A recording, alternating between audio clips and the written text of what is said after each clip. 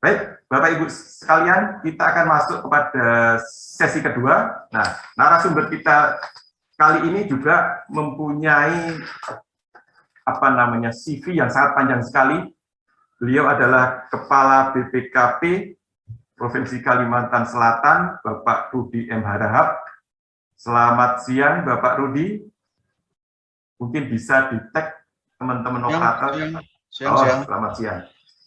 Bapak Rudi ini mempunyai CV yang panjang sekali. Ya, salah satu baru saya tahu nih Bapak Rudi senang menulis ya, karena ikut di salah satu kelompok gitu ya, kelompok menulis khusus ASN Pak Rudi ya. Ya. Baik, Bapak Rudi, tapi saya lihat dari pendidikan formal beliau ini lebih ke sistem ya. Beliau dari STAN kemudian belajar tentang sistem informasi di Curtin University dan kemudian menyelesaikan S3-nya di Auckland University of Technology ya, akuntansi. Jadi beliau ahli di bidang akuntansi dan sistem informasi. Baik, Bapak Ibu sekalian, beliau akan menyampaikan mengenai strategi mengelola risiko di masa pandemi. Dan ini sangat relevan karena risiko itu mungkin akan dekat dengan kita karena teman-teman ini sebagian besar pesertanya adalah pejabat perbendaharaan, jadi risiko ini akan sangat besar di bulan Desember ini, karena tinggal beberapa hari lagi, seperti disampaikan tadi Pak Soleman, potensi fraud akan banyak berada di situ, karena pressure juga untuk teman-teman perbendaharaan ini akan sangat tinggi. Baik, Bapak Ibu sekalian, untuk mempersingkat waktu, kami persilahkan kepada narasumber kedua. Kalau saya lihat dari jadwal itu sampai jam 11.00. Silakan Bapak Rudi untuk menyampaikan pemaparannya. Terima kasih Pak Bayu. Mudah-mudahan suara saya jelas didengar. Ya, jelas Pak. Sangat jelas. Jadi saya tadi mungkin agak berbeda ya materinya dan melengkapi tadi sisinya dari Pak Sulaiman. Jadi saya mau menekankan adalah bahwa kita bukan hanya melanggar hukum, tetapi lalai, ya kan? Karena di dalam undang-undang bilangnya secara sengaja atau lalai. Dia bilangnya tidak secara sengaja atau tidak sengaja, tetapi lalai. Nah, artinya kalau dalam bahasa Inggris itu memang ada kata offense sama crimes. Nah, di kita agak kerepotan karena di kita sebenarnya dua-dua itu dianggap sama. Jadi bisa terjadi proses dianggap sebagai crimes. Nah, kemudian itulah kenapa penting memahami ini dalam manajemen risiko, dalam mengelola risiko, mitigasi risiko. Nah, kemudian tadi kita harus punya pemahaman yang sama bahwa mungkin perspektif kita berdebat tentang kerugian keuangan, financial loss ya. Sebenarnya yang dijadikan masalah itu bukan financial loss, tetapi adalah loss-nya organisasi, negara, atau individu. Jadi state loss. Nah, dalam hal ini state loss itu didefinisikan adalah economic loss gitu loh. Jadi kerugian economics, jadi beyond daripada financial loss, karena yang bisa diukur dari segi economics-nya, dari segi hitung-hitungan ekonominya gitu. Nah, walaupun bisa jadi kerugian itu kerugian sosial, kerugian aspek kesehatan itu bisa dituntut. Jadi ketika nanti kita bicara tentang kerugian negara, yang dimaksud itu sama seperti kerugian individu. Jadi kalau kita dirugikan oleh pihak lain, bukan hanya kerugian uang kita, tetapi kalau kita misalnya diheres, dilecehkan, ada mengakibatkan aspek psikologis, misalnya kita bisa juga menuntut. Nah, begitu juga dengan negara sebagai subjek hukum gitu. Jadi ini yang perlu kita pahami bersama-sama. Nah, sehingga manajemen resiko itu sangat penting. Nah, juga sama dengan tadi Pak Sulaiman sudah menguraikan bahwa menggunakan anggaran yang menyimpang, ya.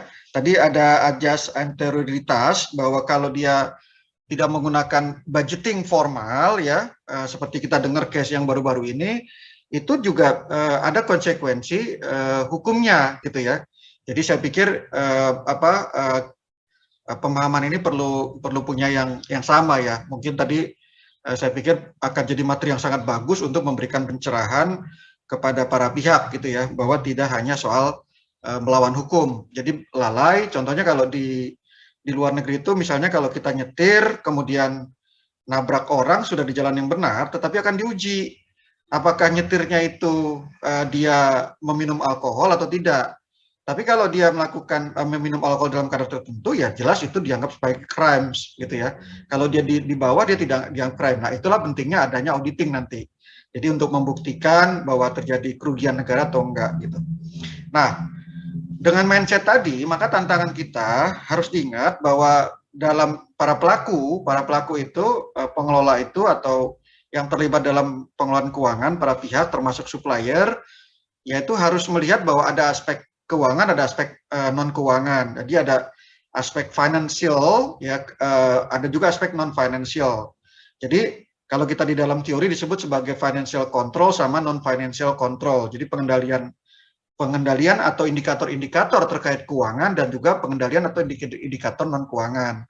Contohnya sekarang kita banyak jumlah vaksin. Jumlah vaksin itu menjadi masalah besar, padahal itu sebenarnya bukan financial control, bukan financial indicator, itu non-financial indicator. Tetapi menjadi perhatiannya BPKP, perhatiannya Kementerian Keuangan, perhatiannya Kapolda gitu ya. Itu perlu kita melakukan mitigasi risiko karenanya terkait dengan gagal atau berhasilnya kegiatan vaksinasi ini gitu. Nah itu materi saya, strategi mengelola dan memitigasi risiko di masa pandemi gitu ya. Tadi backgroundnya sudah dibacakan oleh si moderator. Nah kemudian kita tentu sudah aware begitu banyaknya regulasi yang terkait dengan COVID-19 ya. Ini kita bisa peraturan Menteri Keuangan banyak sekali, mungkin juga diberhentikan setelah diminta Presiden waktu itu. Udah berhenti dulu so peraturan gitu kan, karena terlalu banyak peraturan gitu ya. Nah jadi terlalu banyak peraturan juga malah membingungkan. Itu salah satu ada risiko ya. Kemudian sudah ada pembatasan secara regulasi sehingga kita bisa lebih fokus ya. Mungkin dengan dialog-dialog seperti ini akan lebih mudah untuk membuat strategi ya, Jadi tidak perlu harus diturunkan dalam peraturan. Saya pikir peraturan yang ada itu sudah cukup lengkap ya untuk kita bergerak dari segi pandemi ya. Nah, sekarang saya masuk ke soal manajemen risiko dulu ya, risk management. Jadi risk management itu kita harus ingat ini banyak yang tidak aware bahwa risk management itu dianggap seolah sebagai compliant. Padahal sebenarnya risk management itu adalah mengoreksi atau mengimprove kelemahan daripada ketaatan, terlalu dominan ketaatan gitu ya. Karena gagal melakukan itu ya, meraih opportunity itu juga merupakan satu kerugian ya, satu state loss gitu ya. Kalau seandainya kita tidak mengambil vaksin tempo hari, mungkin negara kita tidak bisa bergerak seperti sekarang ini. Seperti banyak negara itu juga ada konsekuensinya. Nah, karena itu kita harus aware bahwa ada 3 level sebenarnya kalau berbicara tentang manajemen risiko. Ada aspek strategik, ada aspek taktikal, ada project atau operasional. Nah, kebanyakan para pemimpin itu tidak aware bahwa mereka itu posisinya adalah di strategik. Para eselon 2, eselon 1 ya, itu menteri-menteri itu adalah level strategik. Di daerah itu adalah kepala dinas, kemudian ada bupatinya, wali kotanya, gubernurnya, ya kepala badannya itu sebenarnya level strategik. Nah, yang saya mau tekankan dalam level strategik tadi ya, sebenarnya kita itu dipaksa untuk risk taking. Nah, gambaran ini mudah-mudahan jelas. Ini gambar ini sangat bagus ya. Saya lihat malah dikonsultanin sekarang nih ya, untuk memahami ini bayarnya mahal sekali nih ya. Saya lihat kok di dalam ada yang menjual tentang materi ini gitu ya, padahal sebenarnya literaturnya sudah tahun 2012 ya, sudah lama sebenarnya. Jadi karena kita ada risk taking di level strategik, level top itu ya, maka manajemen risiko itu sangat penting gitu loh. Itu intinya. Jadi risk taking itu sebenarnya tugas daripada bos-bos ya. Jadi kalau kita nggak berani mengambil risiko, itu tidak punya courage untuk risk taking, itu sebenarnya bukan bos ya. Itu sama dengan orang bawah, yang mana orang bawah itu sebenarnya dominan kerjanya safety player. Dia menjalankan pengendalian yang sudah didesain gitu. Kalau kita sebenarnya yang top level itu mayoritas ya mungkin kita katakan lebih daripada 3/4-nya itu adalah melakukan risk taking. Risk management itu sangat penting di kita. Karena kenapa? Ukurannya adalah value-nya, value daripada stakeholder, bagaimana persepsi stakeholder gitu. Sedangkan makin ke bawah, itu dia ukuran-ukuran atau indikator-indikator terkait risiko, indikator tentang kontrol gitu kan. Apakah kontrol dijalankan, apakah risikonya terjadi gitu kan. Bagaimana tindakan kita gitu kan. Itu di sisi kanan ya. Itu level menengah ke bawah. Jadi eselon 3 ke bawah itu sebenarnya termasuk pelaksana itu adalah dominan terhadap menjaga risk dan kontrol. Kalau kita yang di top level itu adalah menjaga nilai stakeholder value gitu ya. Nah, jadi kenapa itu muncul ya cara pikir itu? Karena dulu itu gara-gara Sarbanes-Oxley Act ya tahun 2002 itu akhirnya memaksa kita untuk dominan compliant ya, berpikir yang sifatnya strategis itu sedikit ya, isu-isu strategis itu, dan kemudian cara berpikir enterprise itu juga lemah pada waktu itu karena saling menyelamatkan diri gara-gara Sarbanes-Oxley Act itu ya. Nah, kemudian kita dominan terhadap financial control, pengendalian keuangan, atau tadi kerugian-kerugian yang terkait dengan keuangan gitu. Padahal ada kerugian yang non keuangan gitu ya. Nah, kemudian setelah implementasi Sarbanes-Oxley Act ini, kemudian muncul kesadaran bahwa ini ada terjadi kerugian-kerugian ekonomi yang tadi saya uraikan ya, economic loss, kerusakan-kerusakan nilai daripada stakeholder ya, dan kemudian organisasi kena banyak imbas negatif daripada kejadian-kejadian dan risikonya. Nah, karena itu akhirnya pimpinan-pimpinan itu didorong, boards dan eksekutif ya, governance board-nya dan eksekutifnya itu mulai harus aware, harus fokus kepada risiko ya kan. Nah, karena itu kemudian di sana di Amerika Serikat, Inggris, Australia itu mewajibkan pimpinan dan komite-komite audit itu fokus kepada risk dan manajemen risk ya. Nah, yang perlu diingat ya dari gambaran yang saya uraikan bahwa dalam manajemen risiko itu penting sekali ya komunikasi, berbagi informasi dengan lintas fungsi entitas dan risiko. Jadi nggak bisa manajemen risiko itu silo ya. Itu silo tuh nggak bisa. Bahkan kita share-nya keluar ya. Ini sekarang kayak seperti cerita dengan Pak Sulaiman, BPKP dengan Kementerian Keuangan ya, dengan Pemda gitu ya, dengan aparat hukum, dengan Kejati itu sharing-sharing. Jadi silo-silo risk management itu harus dibuang ya kan. Nah, memang kita tuh harusnya idealnya fokusnya kalau manajemen risiko kepada yang sifatnya risiko strategis ya. Jadi kita harus identify, kemudian kuantifikasikan yang sifatnya strategic risk. Kemudian risiko strategis itu harus menjadi hasil assessment-nya bagian daripada strategic development gitu loh. Jadi bukan sekedar membangun kontrol ya. Kemudian kita bangun rencana strategisnya dan tujuan strategis gitu kan. Ada monitor, kelola risiko dengan sistem pengukuran dan manajemen kinerja organisasi. Jadi performance management itu nggak bisa dilepaskan dari manajemen risk ya, termasuk strategic planning gitu loh. Makanya BPKP sekarang dengan adanya SPIP terintegrasi yang kita sudah develop gitu ya, itu temannya sekarang lebih banyak kepada Bapeda gitu loh. Jadi kalau dulu dominan kepada inspektorat, sekarang temannya Bapeda, karena Bapeda atau bagian atau biro organisasi itulah yang mengukur dan mengelola kinerja di organisasi gitu kan. Mereka mengembangkan sistem lakib dan sebagainya. Nah, kemudian kita harus memasukkan tadi saya bilang risiko strategis dalam rencana strategis dalam Renstra dan RPJMD. Saya bilang ke Pak Fajar ya, kalau seandainya RPJMD kita itu berbasis risk ya, mungkin nggak akan kebingungan seperti ini. Toh juga di 2022 saya lihat akhirnya juga RPJMD RKPD-nya provinsi itu juga akhirnya cuma 3. Fokusnya kepada aspek tadi kesehatan, sosial, dan economic recovery gitu. Nah, itu pentingnya hasil risk yang analisis yang kemarin diturunkan betul-betul menjadi satu strategic planning yang benar, bukan copy paste gitu loh. Nah, jadi itu harus menjadi bahasa bersama gitu kan, dan dia harus menjadi satu continuous proses improvement. Makanya dia nggak bisa dilepaskan antara strategic risk management dengan strategic management. Dalam bahasa Indonesia, manajemen risiko strategis dengan manajemen strategi atau manajemen perencanaan lah ya. Nah, kalau kita lihat ya di dalam praktek kita sehari-hari sekarang, pengalaman yang lalu 2020, 2001 kita akan pindah ke 2022 ya. ada beberapa risiko strategis, kita bagi tadi ada 3 ya. Kalau pengamatan saya itu yang sangat strategis itu jelas kita nggak punya duit, duitnya terbatas ya kan, target nggak kecapai penerimaan baik di pusat atau di daerah. Terus duit untuk belanja yang sifatnya penanganan COVID itu tiba-tiba datang minta duit gitu kan. Kemudian belanja sosial meroket gitu kan. Itu sisi resiko yang kita lihat, target pemerintah itu banyak yang nggak tercapai ya. Termasuk kalau kita lihat keluhan tentang sertifikasi yang tadinya sederhana sekali, BPN itu nggak achieve saya lihat ya, hasil review kita, bahkan komplain dari Pemda itu banyak sekali masuk ke saya gitu ya.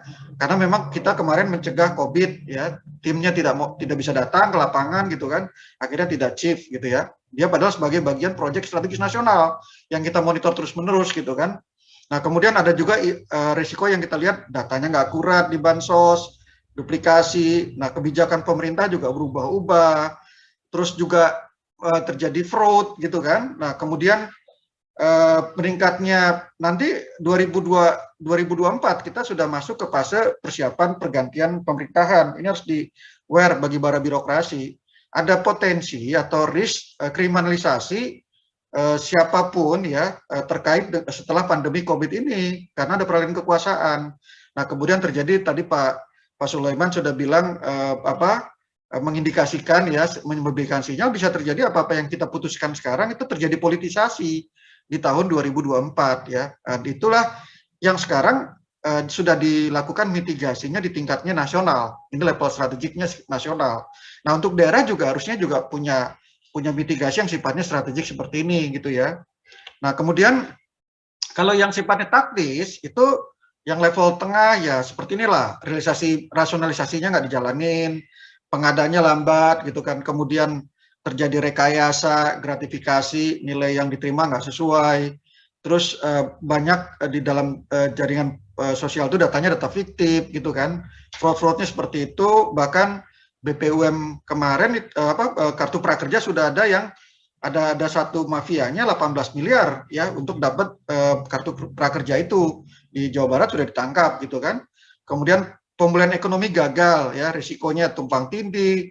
Semua ingin melakukan gerakan pemulihan ekonomi, tapi nggak tepat sasaran, duplikasi antara uangnya BPUM dengan uang yang dialokasikan oleh TNI Polri ke lapangan gitu ya, itu ditemukan gitu kan, terus konflik langkah-langkah dan strategi gitu ya. Nah, kemudian risiko yang sifatnya pengadaan barang jasa ya sederhana sebenarnya, spesifikasi Alkes misalnya kita lihat pengadaan kesehatan ya, itu nggak sesuai dengan pesanan, kelangkaan, harga nggak wajar, terus tidak standar Kemenkes nggak diikuti gitu kan, terus dibeli tapi tidak bisa dipakai, tidak punya izin penyalur gitu kan, terus ternyata pengadanya melebihi waktu yang cut off daripada keadaan darurat. Nah, jadi kita dari sini bisa belajar bahwa satu, kita menyadarkan pandemi itu pentingnya kolaborasi, integrasi, holistik, dan komprehensif. Nah, tapi ada sisi juga yang kita belajar bahwa ternyata kita punya platform, ya, ekosistem reformasi layanan kesehatan dan sosial yang tadinya kita tidak duga. Sekarang kita investasi besar sekali untuk kesehatan dan sosial, ya, rumah sakit bertumbuh, kemudian uang untuk bantuan sosial besar. Itu harusnya bisa menjadi satu sistem, ya, sistem benefit yang betul-betul firm. Nah, kemudian bekerja juga nggak bisa lagi as usual, harus unusual. Nah, di sisi praktek akuntansi, kami, manajemen risiko, pelaporan keuangan, pengendalian itu banyak yang udah nggak relevan sebenarnya. Contohnya kita masih menggunakan SPD lembar bolak-balik, apakah dengan sekarang digitalisasi, perlu tanda tangan bolak-balik gitu kan, itu sangat merepotkan. Toh juga sudah elektronik, sudah bisa saling cek gitu kan. Nah, kemudian praktek-praktek akuntansi baru banyak muncul ya dengan adanya transformasi digital. Nah, kemudian sistem penghargaan dan kesehatan organisasi itu kalau kita pengen mau jaga orang-orang kita tidak keluar ya, tidak dia frustasi, tidak mental health-nya jadi problem, itu menjadi sangat penting. Nah, saya sekarang mau lihat bagaimana sekarang strategi mitigasinya. Sebenarnya strategi mitigasi itu ada hal yang saya perlu sharing di sini. Berapa menit lagi Pak Moderator? Saya mau bisa sharing? Pak Moderator? Iya, Pak, kita sampai jam 11, Pak. Oke, berapa menit saya? 11 ya? 30 menit ya. Oke, 30 menit ya. Oke, jadi ini cukup berat materinya, tapi mudah-mudahan bermanfaat, terutama bagi top level itu nanti mengeksekusi ini, dan bagi yang level bawah bagaimana berperan memahami para top level, baik dia politisi atau para eselon 1, eselon 2. Nah, kajian daripada Rob Simon, itu orang Harvard, ini materi ini sangat menarik, matriks ini. Awalnya susah dibaca, tapi sebenarnya simple ya.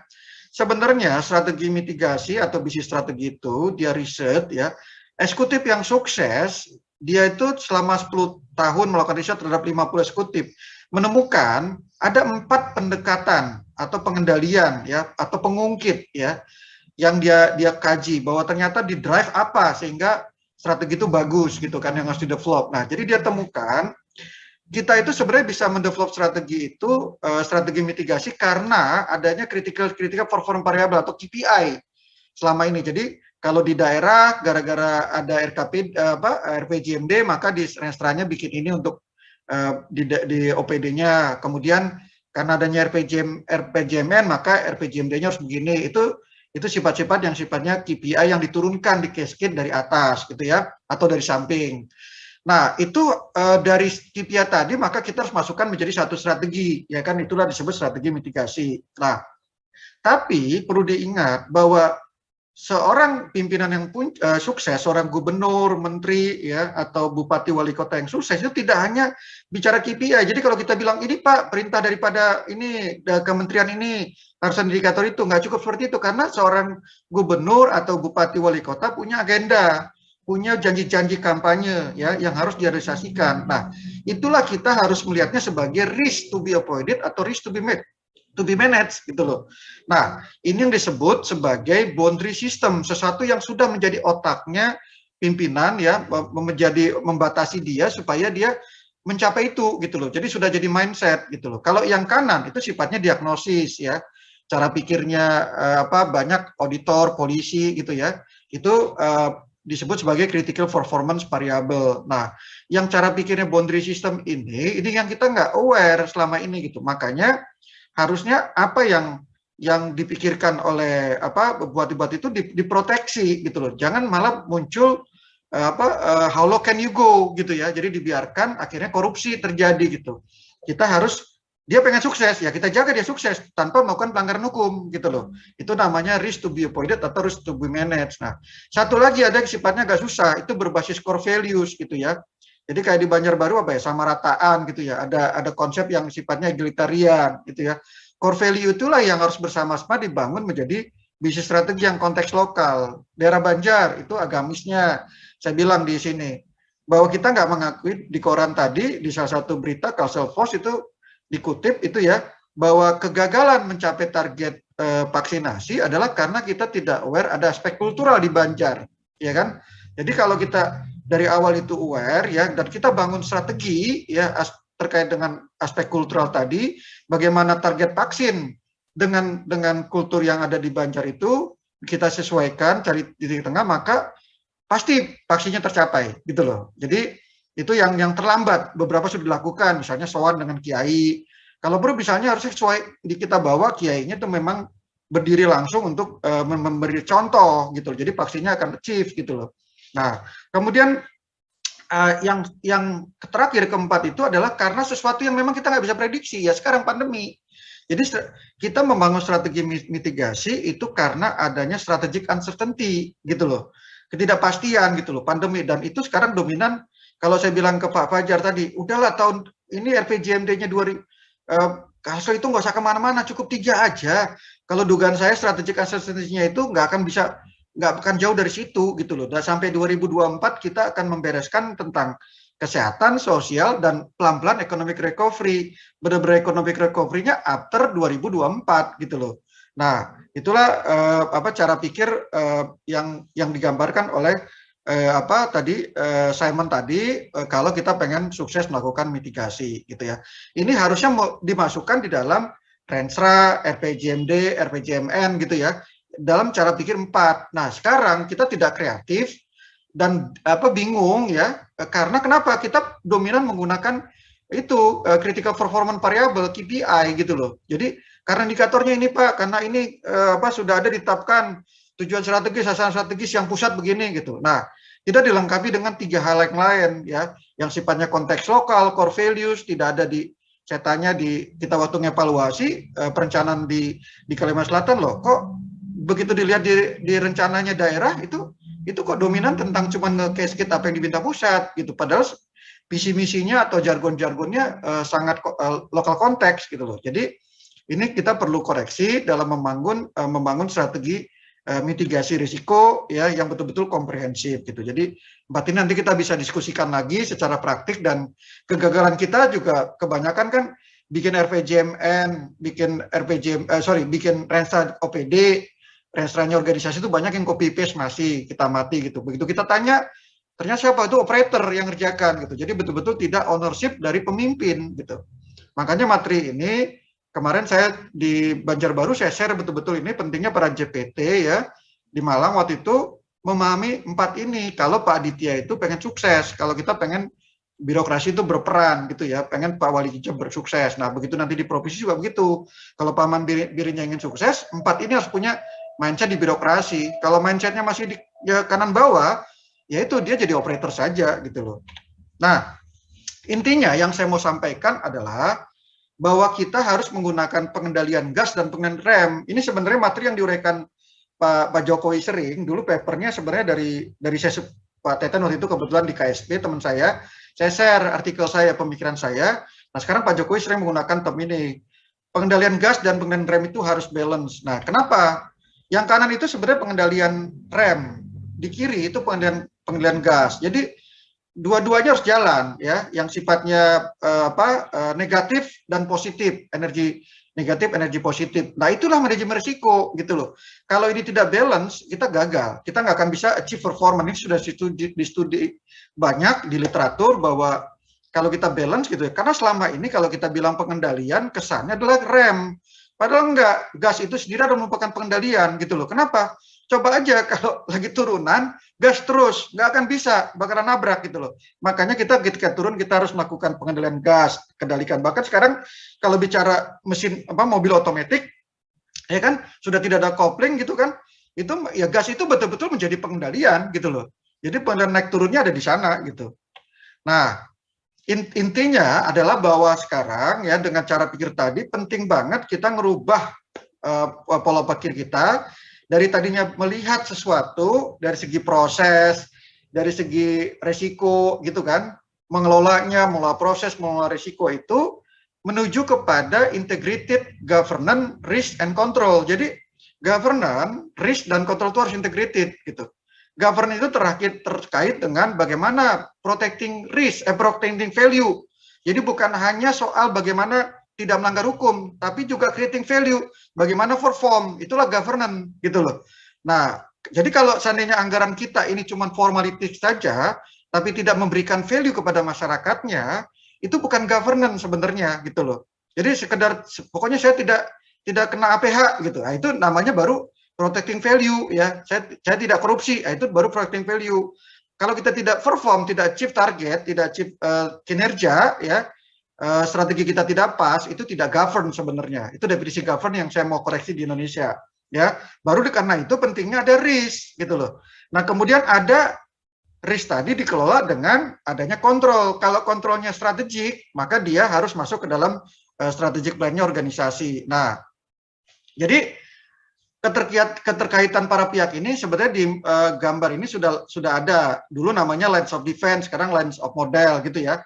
Ini dikembangkan oleh dunia auditor gitu ya, internal auditor. Jadi kita itu sudah diatur di gambar yang kanan ya. Sebenarnya ada line 1 itu para OPD ya, para kanwil gitu ya.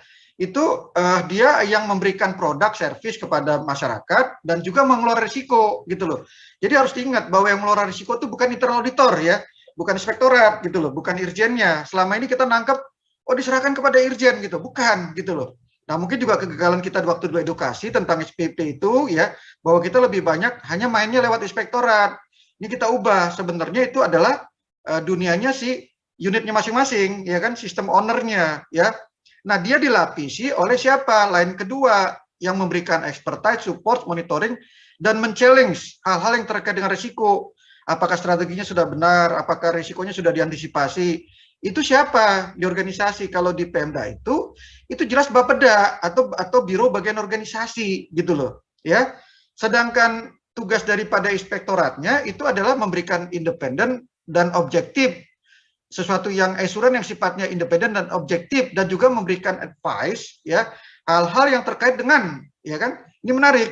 Sebenarnya bukan hanya terkait dengan risiko saja, itu berkait dengan pencapaian tujuan organisasi, ya kan, the achievement of objectives gitu loh. Jadi kalau yang namanya facilitating risk itu harusnya Bapeda yang facilitate-nya gitu loh. Mengembangkan manajemen risiko itu di Bapedanya atau di bagian organisasi, bukan lagi di internal audit. Nah, ini dipayungi ya oleh governing body. Nah, kalau di daerah itu nanti saya cerita ya. Jadi dia yang mendevelop integrity, leadership, sama transparansi. Kalau di manajemen tadi line 1, line 2 yang bagaimana dia melakukan tindakan dan juga bagaimana mengelola risiko sehingga mencapai tujuan organisasi gitu loh, terutama tujuan strategis. Sedangkan inspektorat, ya BPKP dan seterusnya itu sebenarnya memberikan independent assurance. Nah, kalau di BPKP seperti ini gitu loh, governing body-nya. Kepala BPKP, eselon 1 lainnya, ada berbagai komite atau tim pengarah itu dibentuk di kita.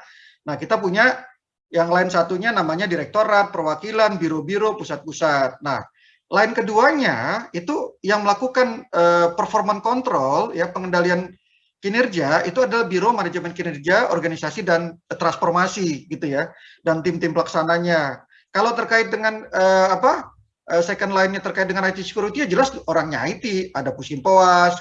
Kalau terkait dengan peraturan, ketatan pada peraturan, jangan sampai banyak tuntutan hukum, itu Biro Hukum dan Komunikasi ya. Kita kebetulan kepala bironya Manggaring Jaksa gitu ya.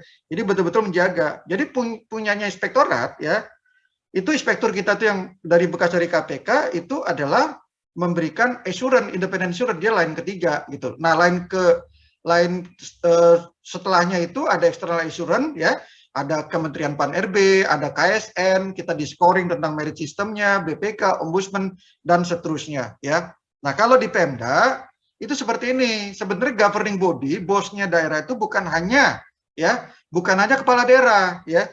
Sebenarnya di daerah itu ada ketua DPRD, governing body-nya, ada Porkompimda, ada berbagai komite atau pengarah, termasuk juga unsur staf ahli. Nah, kalau seandainya di lain satunya ada dinas, badan, suku dinas, ada balai-balai. Nah, ini yang sekarang nggak jalan sebenarnya. Siapa yang melakukan pengendalian kinerja di daerah-daerah itu, gitu kan?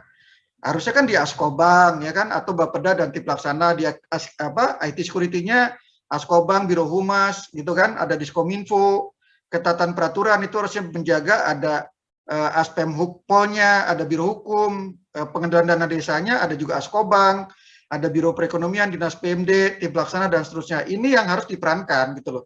Jadi ketika itu domainnya dia harus mendirect line satunya. Baru nanti tim inspektorat ada bermain, kemudian ada line eksternal assurance lainnya, ada Kemdagri, Kementerian Pan-RB, BPKP, BPK, Ombudsman, APA, dan lainnya. Ya. Jadi berpikir secara terintegrated, ya inilah disebut sebagai integrated governance risk and control ya. Nah, sekarang saya percepat untuk yang bagaimana sebenarnya itu kan cara berpikir integrated para pihak. Nah, sekarang framework dalam mengelola risiko ke depan ya. Ya kita paham, saya paham ada ISO 3100 di swasta 2018 ini sangat dominan. Nanti kalau Bapak Ibu belajar, kalau bicara risk management kebanyakan mengacunya ke sini, ISO 3100 ini gitu kan.